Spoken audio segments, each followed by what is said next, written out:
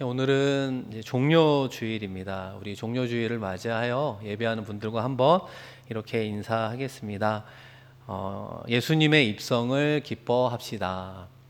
예수님의 입성을 기뻐합시다. 이 종료주일은 우리가 인사한 것처럼 예수님의 예루살렘 입성을 기뻐하고 찬양하는 절기입니다. 그 당시 백성들은 길가에서 호산나 호산나 다윗의 자손으로 오신 예수여 이러면서 주님을 찬양했습니다. 그런데 그 사람들의 관심은 사실 어디에 있었을까요? 자신의 삶이 예수님으로 인해서 더 나아지기를, 더 좋아지기를 기대하며 그런 마음으로 주님을 찬양했던 것 같습니다. 그런 의미에서 그 당시 이스라엘 백성들은 전혀 몰랐습니다. 무엇을 몰랐을까? 여러 가지가 있을 수 있으나 그 중에 하나는 바로 성전이라고 하는 것입니다. 예수님이 예루살렘에 들어가신 목적 중에 하나는 헤롯 성전은 무너질 것이다. 그죠? 헤롯 성전은 헐릴 것이다. 그리고 새로운 성전이 완성될 것이다 라고 하는 의미가 들어가 있었습니다. 그런 의미에서 종료주일, 다시 말해 예수님이 예루살렘에 입성한 그 종료주일은 성전과도 매우 깊은 연관을 가지고 있습니다. 그런 의미에서 오늘은 성전에 관련한 이야기를 좀 드리려고 하는데요. 예수님의 마음은 오직 하나님 앞에서 언약을 새롭게 하는 참 제사를 드리기 위해 예루살렘으로 향했습니다. 앞서 말씀드린 것처럼 헤롯 성전이 아니라 하나님이 거할 새 성전을 완성하기 위함이다 라고 하는 거예요. 여러분, 새 성전은 어디에 세워지는 것입니까? 바로 우리의 마음에 세워지는 것입니다. 하나님의 영이 우리 안에 거하는 것이죠. 그래서 새 성전을 새롭게 하기 위해 예수님은 이 땅에서 하나님 앞에 온전한 마음을 드렸습니다. 그리고 하나님도 백성들의 마음을 받을 수 있도록 예수님께서 십자가의 제물로 하나님께 드려졌습니다. 그 제물로 드려지기 위해서 바로 예루살렘에 입성하게 되었습니다. 그런 의미에서 우리 모두가 종료주일을 보내면서 예수님의 예루살렘 입성과 또 성전과의 관계를 한번 생각해 보겠습니다. 역사적으로 이스라엘 백성들이 가장 소중히 여기는 곳은 어딜까요? 당연히 성전입니다. 그런 가운데도 어떤 성전을 특별히 마음에 두었을까요? 예루살렘 안에 세워진 최초의 성전, 이 솔로몬 성전을 마음에 두었습니다. 그래서 이스라엘 백성들은 역사적으로 솔로몬 성전을 잊을 수 없었거든요. 최초의 성전이었기 때문이기도 하지만 그 첫 번째 성전이 무엇과 관련이 있었냐면 이 다윗과 연관성이 높았기 때문입니다. 솔로몬 성전이라는 것처럼 성전을 지은 건 솔로몬이지만 이 성전을 지을 수 있도록 모든 준비를 한 것은 누구일까요? 그의 선왕이었던 다윗 왕이었기 때문에 그렇습니다. 이 솔로몬 성전에는 다윗의 마음이 정말 잘 깃들어져 있다고 말할 수 있는데요. 이 다윗이 왕이 된 이후에 여호와께서 주위의 모든 원수들을 무찔러 주셨습니다. 다윗 왕은 자신이 건축한 그 궁에서 편안하게 살 때였습니다. 그럴 때 다 나단 선지자에게 이렇게 고백을 하게 되는데요. 여러분 열왕기상 하 7장 2절에 사무엘상하 7장 2절에 보시면 왕이 선지자 나단에게 이르되 볼지어다 나는 백항목 궁에 살거늘 하나님의 궤는 휘장 가운데에 있도다. 이 다윗은 하나님의 은혜로 자신이 평안 가운데 거하고 있음을 잘 알고 있었어요. 그런데 막상 내가 하나님을 위해서 한 것이 무엇인가 떠올려 보았을 때 정말 나는 하나님을 위해 한 것이 아무것도 없구나 자신의 모습을 발견하게 되었습니다. 다윗은 하나님 때문에 이스라엘이란 나라가 온전히 세워졌고 하나님 때문에 왕이 되었고 결과적으로 이렇게 멋진 궁궐에서 생활하고 있었습니다. 그런데 다윗의 마음에 앞서도 말씀드린 것처럼 해드리지 못하고 마음에 걸리는 것 하나가 있었는데 그것이 바로 회막이라고 하는 것입니다. 자신의 궁은 건물로 지어졌는데 하나님의 집은 텐트 형태로 존재하니 그것이 몸내 마음에 걸렸던 것입니다. 자기를 이렇게 만들어 주신 하나님은 너무나 초라한 텐트 가운데 계시는구나. 이거는 이거는 말이 안 되지, 이런 생각을 하게 되었습니다. 이런 성전을 향한 다윗의 마음은 다윗의 마음뿐만 아니라 그 당시 이스라엘 백성들의 동일한 마음이기도 했습니다. 이 많은 사람들은 어떻게 보면 성전 건물이 중요하다, 제사라고 하는 형식이 중요하다 말할 수 있습니다. 일면 일리 있는 말이지요. 그런데 하나님께서 그런 건물과 형식보다도 우선적으로 우리에게 구하는 것이 있는데, 여러분 그것이 무엇입니까? 바로 하나님을 향한 우리의 마음이라고 하는 것입니다. 하나님은 진심 어린 마음, 믿음 어린 마음, 하나님을 찾고 싶어하는 그 간절한 마음을 하나님께서는 원하고 있습니다. 잘 생각해 보면 사실 건물로 어떻게 화려하게 짓는다 한들 이 창조주 하나님이 거할 그런 성전이 어디에 있겠습니까? 온 세계가 다 하나님 것인데 그 당시에 얼마나 아름다운 성전을 짓는다 한들 하나님이 그곳에 거하기에 족하겠습니까? 그런 곳은 이 세상에 아무도 없었다라고 하는 거예요. 그럼에도 불구하고 하나님께서 다윗의 요청을 받아 주셨습니다. 솔로몬을 통해 성전 건축을 허락해 주었습니다. 그리고 그 성전을 내가 거하는 집, 내 집이라고 명명한 이유가 무엇일까요? 바로 다윗의 마음 때문에 그렇습니다. 자신은 백항목 궁에 거하면서 하나님을 위해 집 한 채 짓지 못한 안타까워하는 그 다윗의 마음을 하나님께서 너무나 기뻐하셨습니다. 아울러 백성들의 그 기쁨의 마음도 하나님께서 받아 주셨습니다. 그런 의미에서 하나님께서 원하시는 예배는 어떤 예배일까요? 여러분 시편 51편 16절 17절 말씀인데요. 우리 한번 같이 읽어보겠습니다. 주께서는 제사를 기뻐하지 아니하시나니 그렇지 아니하면 내가 드렸을 것이라. 주는 번제를 기뻐하지 아니하시나이다.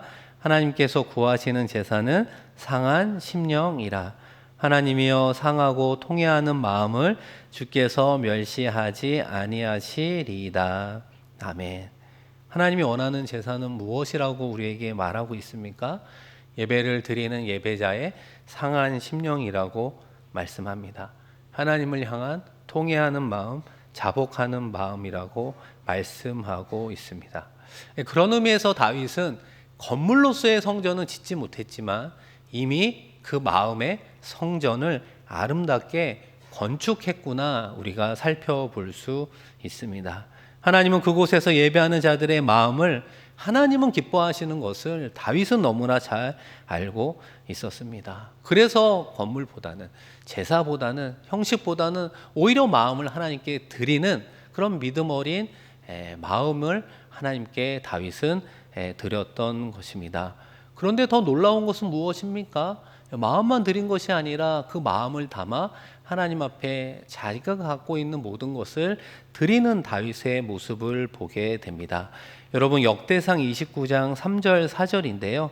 성전을 위하여 준비한 이 모든 것 외에도 내 마음이 내 하나님의 성전을 사모함으로 내가 사유한 금, 은으로 내 하나님의 성전을 위하여 드렸노니 곧 오빌의 금 3천 달란트와 수는 7천 달란트라.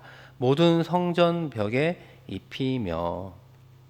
이 다윗은 마음만 하나님께 드린 것이 아니라 마음을 어떻게 표현하고 있습니까? 자신의 사유로, 자기가 소유하고 있는 금으로 하나님께 드렸음을 보게 되는데요. 어떤 금을 드렸다라고 말하냐면 오빌의 3천 달란트라고, 오빌의 금 3천 달란트라고 하는 거예요. 이 오빌이라고 하는 건 오빌이라는 곳에서 생산한 금을 말하는데, 이제 그 당시에는 가장 품질이 좋은 어떤 곳의 금이다 이렇게 생각하시면 됩니다. 금 3천 달란트는 중량을 이야기하잖아요. 한 달란트가 금이 몇 킬로그램이냐면 34킬로그램입니다. 그러니까 요즘의 시세로 원화로 이야기하면 20억 정도가 되는 거예요.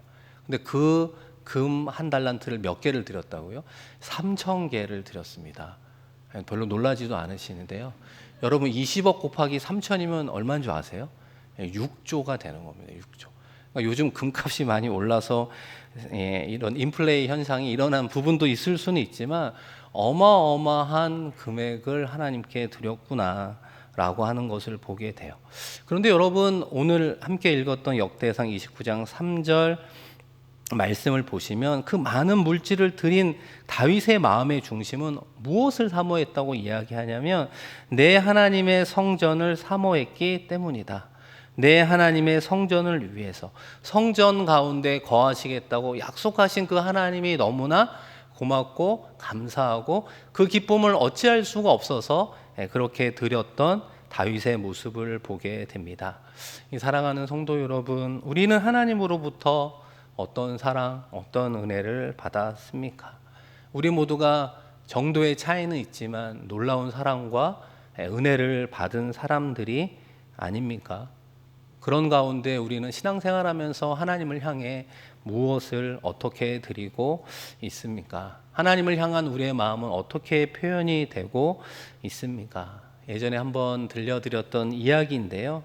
한 번 더 말씀 가운데 나누기를 원합니다. 어떤 서커스에 속한 소년이 한 명 있었습니다. 어느 주일날 마침 서커스의 기계가 망가지는 바람에 휴무를 하게 되었습니다. 그런데 동네 또래 아이들이 어디론가 가고 있었는데 먼 발치에서 보니까 동네 교회로 향하는 모습을 보게 되었습니다. 그래서 말 그대로 친구 따라 교회에 한번 가게 되었어요. 예배를 드리는데 목사님이 설교를 하십니다. 여러분들을 위해 예수님이 이 땅에 오셨고 십자가에 못 박혀 죽으셨습니다. 우리의 죄 때문에 죽으셨습니다. 라고 하는 말씀의 설교를 하게 되었습니다.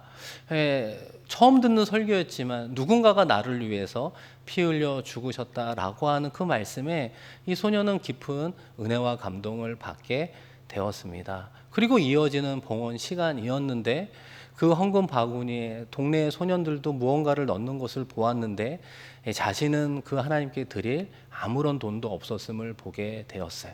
그렇게 예배는 마치고 돌아오게 되었고 밤이 되었습니다. 그런데 잠이 오질 않는 거예요. 계속해서 잠이 오지 않는 그날 밤에 설교 말씀을 통해서 들었던 예수님이 자꾸만 생각이 나는 겁니다. 예수님이 나를 위해 십자가에 죽으셨다는데 나는 도대체 그분을 위해서 무엇을 드릴까? 드릴 돈은 없고 내가 무엇을 드릴까 고민하고 있다가 드는 생각이 하나 있었습니다. 서커스의 소년이니까 서커스에서 재주 부리던 여러 기구들을 가지고 그 교회로 가야겠다. 그래서 그날 밤에 교회로 오게 되고 이렇게 강대상에서 자기가 할 수 있는 재주를 부리기 시작을 했습니다. 공을 굴리기도 하고 앞구르기도 하고 자기가 할 수 있는 모든 재주를 땀을 뻘뻘 흘리면서 그 예수님을 위해 그 하나님을 위해서 보여드리게 되었습니다. 사랑하는 성도 여러분, 그 모습을 보시는 하나님이 뭐라고 이야기를 했을까요? 에이, 이 나쁜 녀석, 여기가 어딘데 불경하게 이렇게 움직이고 이렇게 와서 뛰고 난리야, 이렇게 이야기하셨을까요? 하나님은 그 소년의 재주 가운데 하나님을 향했던 그 마음을 기뻐 받아 주었을 것입니다. 이 사랑하는 성도 여러분, 종료주일에 드리는 우리의 예배는 지금 누구의 마음을 도대체 헤아리고 있는 예배입니까? 내 생각과 기분이 맞춰지는 예배, 내 계획과 필요가 충족되어지는 나 중심의 예배를 드리고 있지는 않습니까? 아니면 마음의 성전을 원하시는 그 하나님께 주일 이 시간만이라도 정말 하나님을 향해 상한 심령으로 통해 자복하는 마음으로 하나님 앞에 우리의 마음을 드리는 이 하나님 중심의 예배를 드리고 있습니까? 우리는 어떤 예배자로 이 시간 이 자리에 있는 것입니까? 생각해 보면 나 중심의 예배에서 어떻게 하나님 중심의 예배로 우리의 마음의 중심이 옮겨갈 수 있을까요? 정말 하나님께서 바라시는 그 마음을 온전히 하나님께 드리는 그런 하나님 중심의 예배자로 성공할 수 있을까요? 오늘 본문 말씀은 우리에게 그것을 말씀해 줍니다.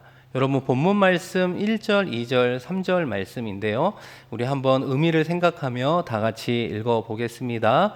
이에 솔로몬이 여호와의 언약궤를 다윗성 곧 시온에서 메어 올리고자 하여 이스라엘 장로와 모든 지파의 우두머리 곧 이스라엘 자손의 족장들을 예루살렘에 있는 자기에게로 소집하니 이스라엘 모든 사람이 다 에다 니멀 곧 일곱째 달 절기에 솔로몬 왕에게 모이고 이스라엘 장로들이 다 이름에 제사장들이 궤를 매니라. 아멘. 여러분, 그 행렬이 대단해 보이지 않습니까? 이 솔로몬은 이스라엘의 모든 지도자들을 부르고 있음을 보게 됩니다. 국가 원로, 정치 지도자, 지방의 관리, 제사장, 그리고 온 백성들을 불러 모았습니다. 왜 모았습니까? 성전을 건축한 이후에 한 가지를 공통적으로 하기 위함입니다. 여러분, 그것이 무엇일까요? 성전을 이와 같이 건축했다라고 하면 여러분이 앉아 있는 곳이 성전으로 얘기하면 그 당시 성소가 되는 곳이고, 제가 서 있는 이곳이 바로 지성소라고 말할 수 있습니다. 이 지성소에 그 언약궤를 안치하는 행사를 중요하게 여기며 행하고 있음을 보게 됩니다. 성전 봉헌 후에 첫 번째 행사가 왜 언약궤를 이 지성소에 안치하는 것일까? 여러분, 언약궤가 왜 중요할까요? 이 언약궤라고 하는 건 말 그대로 언약과 관련된 궤입니다. 하나님의 언약을 상징한다, 이렇게 말할 수 있는 것이죠. 그 언약 위에 하나님은 함께 하시기 때문에 그렇습니다. 좀 다른 말로 표현해 보면 이 언약궤는 요즘으로 이야기하면 일종의 계약서예요. 하나님과 이스라엘 백성들이 맺은 계약서가 언약궤라고 말할 수 있습니다. 이 계약서를 보시면 내용이 들어가 있잖아요. 이 언약궤의 내용이 무엇입니까? 하나님은 이스라엘 백성들을 자기 백성으로 삼아 주셨다는 거예요. 이스라엘을 제사장 나라로 삼아 주셨다라고 약속해 주셨습니다. 그의 이스라엘 백성들은 어떻게 화답합니까?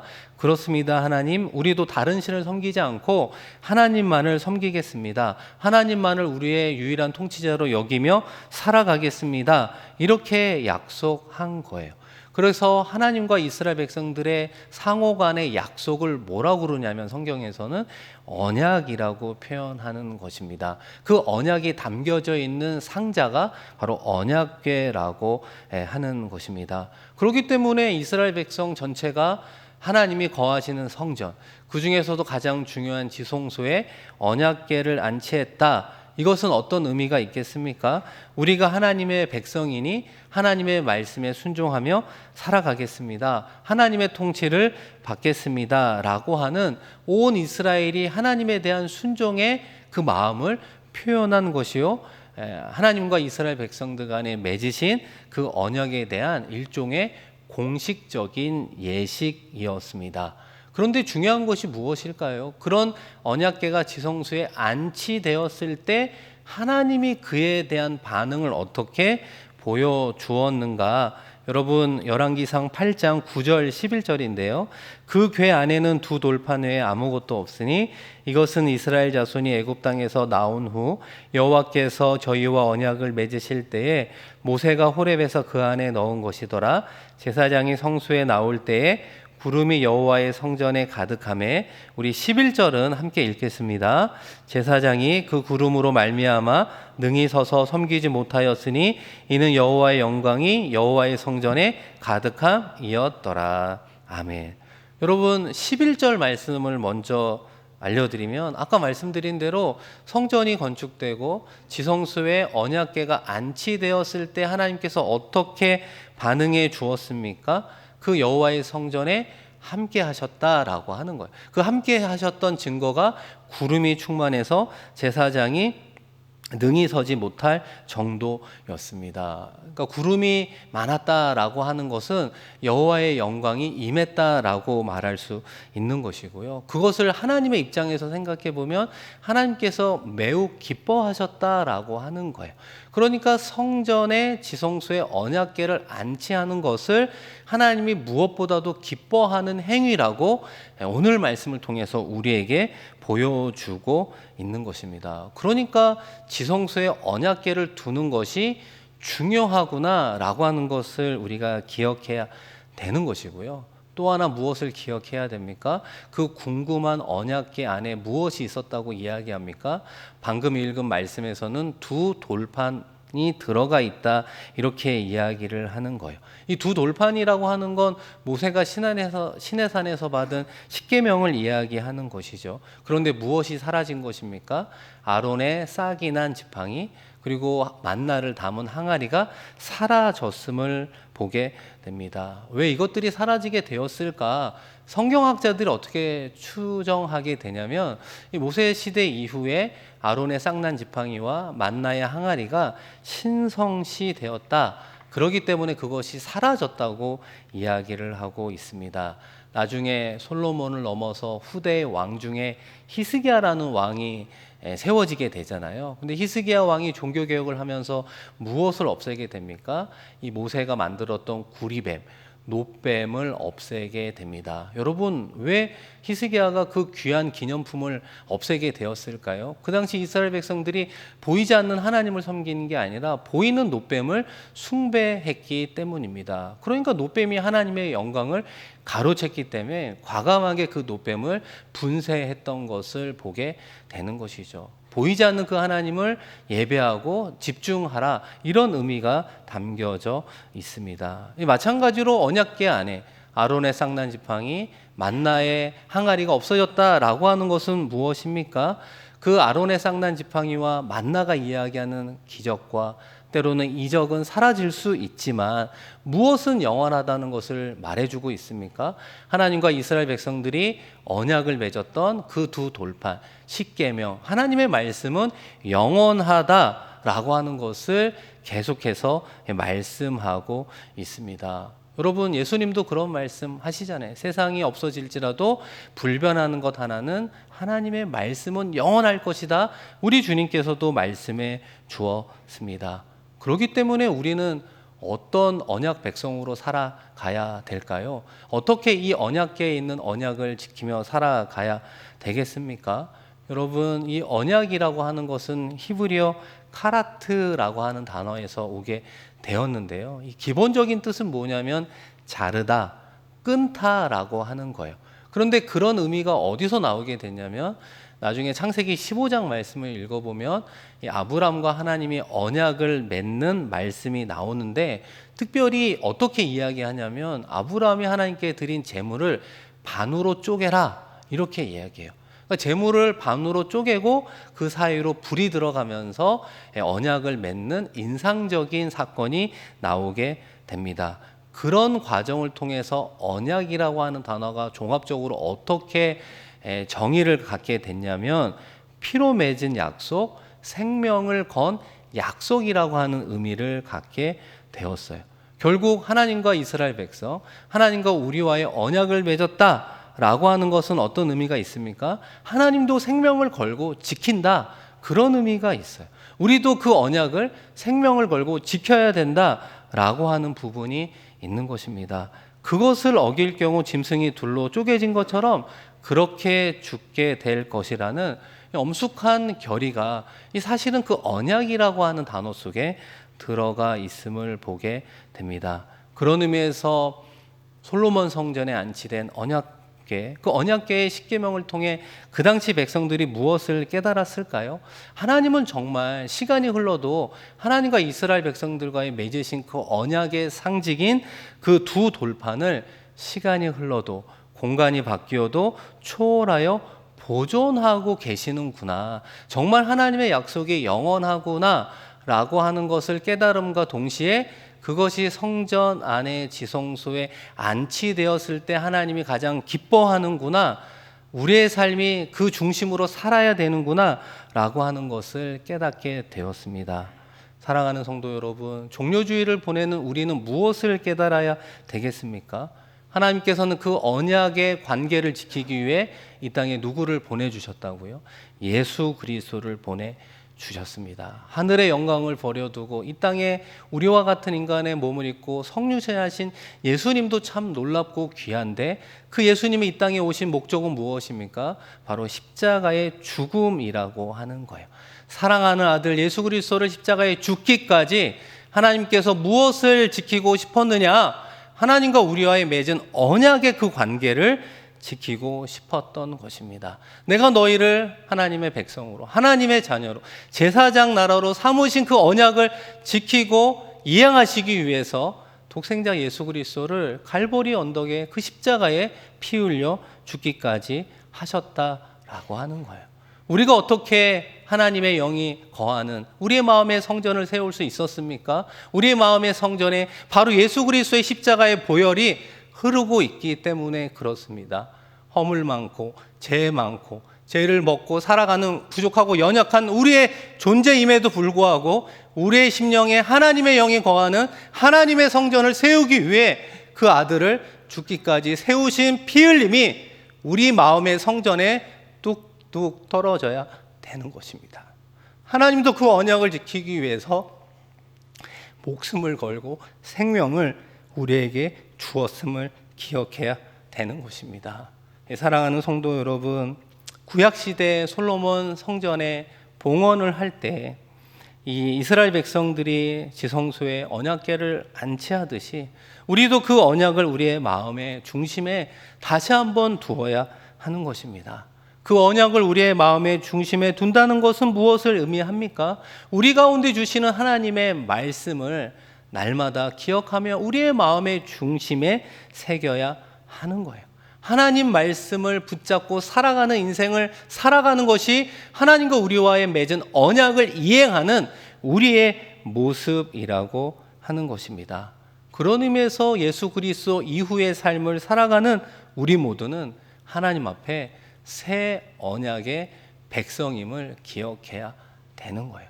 그 새 언약의 백성을 이루기 위해서 예수의 십자가의 피가 이 땅 가운데 우리의 심령 가운데 우리의 죄를 덮으시고 우리를 하나님의 자녀로 하나님의 의인으로 삼아 주셨습니다. 그것을 기억하는 것이 종려주일이요, 그것을 기억하며 살아가는 것이 고난주간이요, 그것을 기념하고 죽음과 사망 권세에서 부활하신 그 하나님을 찬양하는 것이 우리가 기다리고 있는 부활의 참된 의미가 아니겠습니까?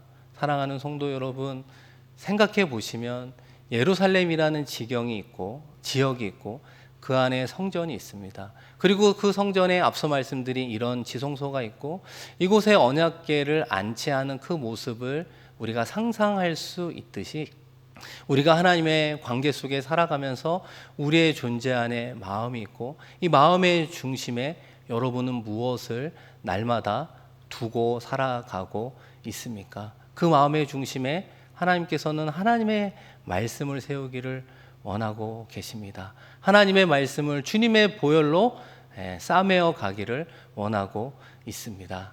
사랑하는 성도 여러분, 고난주간의 한 주를 보내면서 혹시라도 우리의 마음의 중심에 하나님의 말씀이 아닌 주님의 보혈이 아닌 세상의 욕심과 나의 정욕과 이생의 자랑의 많은 욕심들을 뿌려 놓았다면 그것들을 제거하고 오히려 하나님 중심, 십자가 중심을 우리의 마음에 모셔두었으면 좋겠습니다. 그럴 때 성경은 우리에게 어떻게 말씀하고 있습니까? 여호와의 영광이 충만히 임했노라고 말씀하고 있습니다. 다시 한번 종료주의를 또 고난주간을 보내는 우리의 심령 가운데 하나님의 말씀, 예수 그리스도의 십자가를 붙들고 승리하며 나아가는 저와 여러분 되기를 소망합니다. 우리 이 시간 함께 말씀 기억하며 기도하겠습니다. 구약의 백성들이 솔로몬 성전을 건축하고 성전 안에 지성소 안에 언약궤를 안치했습니다. 하나님과의 언약의 상징을 온전히 했을 때 하나님께서 구름 가운데 그 영광을 비춰 주었습니다. 우리가 어떤 인생을 살아가고 있습니까? 예수 그리스도 이후의 삶을 살아가고 있는데 우리의 마음의 중심에 성전을 세워 주셨는데 그 성전을 우리는 무엇으로 채워가고 있습니까? 오히려 하나님의 말씀, 예수 그리스도의 십자가가 아니라 내 생각과 내 마음과 내 욕심과 내 정욕과 내 이생의 자랑으로 채워가고 있는 그 공간에 다시 한번 예수 그리스도의 십자가만을 우뚝 세우며 십자가를 통해서 주시는 하나님의 말씀이 우리의 심령 가운데 채워지게 하여 주시옵소서. 이 시간 말씀 기억하며 하나님께 마음 모아 기도하겠습니다. 하나님 아버지, 이 시간 이 자리에 우리를 예배자로 불러주셨습니다. 몸은 와 있지만 마음은 떠나 있는 예배자는 아닌지 다시 한번 우리를 뒤돌아보게 됩니다. 내 기분과 내 생각과 내 마음이 중요한 예배가 아니라 하나님의 마음을 헤아리는 예배자로 서게 하여 주시옵소서. 정말로 하나님 중심의 예배자로 서게 하여 주시고 다윗이 보여주셨던 하나님을 향한 마음, 성전을 향한 그 마음의 표현들을 기억하게 하여 주셔서 우리도 하나님 중심의 삶을 살아가겠습니다. 성전 중심의 삶을 살아가겠습니다. 십자가 중심의 삶을 살아가겠습니다. 우리의 마음의 심령에 십자가를 세우며 하나님의 말씀을 붙잡고 살아가겠습니다. 고백하며 나아가는 우리 모두가 되게 하여 주시옵소서. 예루살렘의 성전에 지성소의 언약궤를 세우듯이 우리의 안에, 우리의 마음의 중심에 하나님을 사랑하는 그 말씀이, 언약을 의미하는 그 말씀이 십자가의 아버지 안의 의미가 세워지게 하여 주시고 십자가 중심의 삶, 하나님 말씀의 중심의 삶을 살아내게 부족함이 없도록 역사하여 주시옵소서. 한 주간의 고난 주간을 보냅니다. 다시 한번 주님의 뜻과 마음을 묵상하는 우리 모두가 되게 하여 주시고 주님께서 이 땅에 오신 이유를 알게 하여 주시고 주님을 마음에 모시며 이번 한 주도 남은 2022년도 승리하며 나아가는 우리 모두가 되게 하여 주시옵소서. 하나님 아버지, 하나님 아버지, 우리는 늘 하나님을 배반하고 멀리하며 죄 가운데 살아가는 연약한 존재입니다. 하나님께서 우리를 하나님의 자녀 삼아 주셨지만 그 언약을 날마다 파괴하며 살아가는 연약한 존재임을 고백합니다.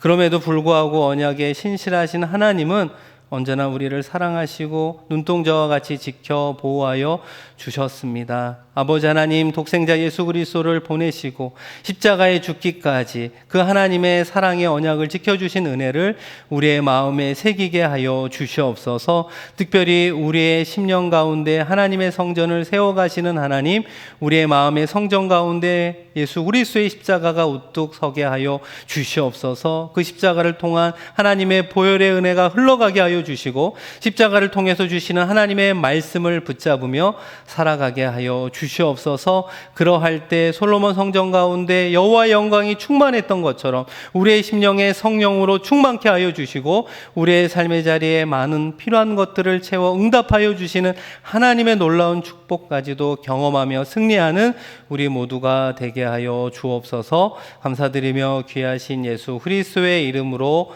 기도드립니다. 아멘.